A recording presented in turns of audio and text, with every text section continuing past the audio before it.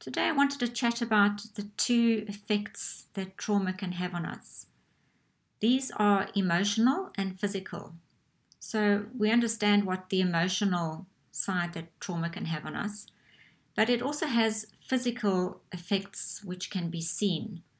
And this comes about, we know when we've had a really big shock or somebody could have passed away and we are grieving, the shock in our system sends signals to the brain, and the brain releases it releases adrenaline, it releases all sorts of hormones. And this is our body trying to keep us safe. So this would put into action the fight, flight, or freeze mode. So this would be in case we would have to run or fight back or freeze to keep ourselves safe.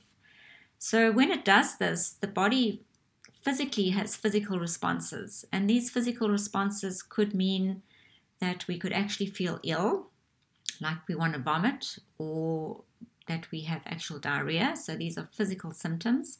It could mean that we just want to fall asleep all the time. We're battling to stay awake. We just want to sleep the whole time. It could mean that we cannot sleep. So a lot of people suffer with insomnia where they just struggle to sleep. Some people just cannot eat, they lose their appetite. Some people are starving. So these are the actual physical symptoms, and they are real symptoms that we experience. And I thought about talking about this when I got a phone call from a dear friend of mine on Monday to say that her brother had passed away. And it was very tragic because he had committed suicide, which is always a really hard thing to accept. And she was saying to me that her mom was struggling to get her father to eat, and they were trying to feed him because he just wouldn't eat anything.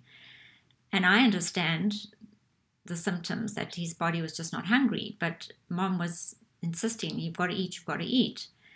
And this brings me to the second topic, is where we need to be respectful of other people and how they are managing their path to healing.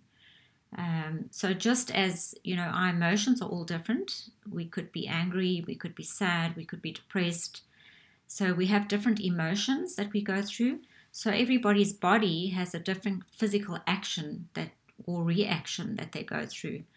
I know with my own experience of my trauma, the clothes that I actually wore, that I was attacked, I couldn't bear to look at those clothes. I literally put them in black bags, tied them, and threw them in the rubbish bin.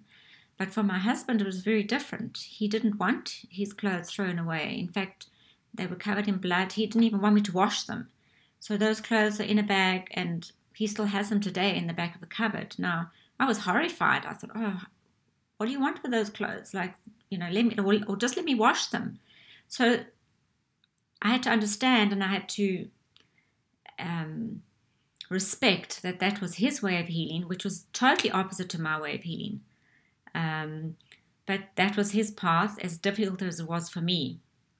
So just, a message out there, if one of your family members or somebody that you know has been through a rough time, don't judge how they're acting, don't judge their path, because what it is for you, if you've experienced it with them or if you're looking on, it can be very different. So just to be caring, show understanding, no judgment. And that's just my message. Have a good day.